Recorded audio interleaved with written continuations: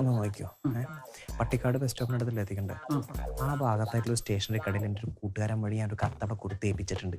അത് കളക്ട് ചെയ്യാനായിട്ടാണ് അവനോട് ഞാൻ പോകാൻ പറഞ്ഞത്. അല്ല, അപ്പം നിങ്ങൾ പറഞ്ഞാൽ അവൻ പോയി കത്തെടുക്കൂ? വെറുതെ ഒന്നുമില്ല, 1000 രൂപ ചോദിച്ചു മേടിച്ചിട്ടാണ് അവൻ പോണത്.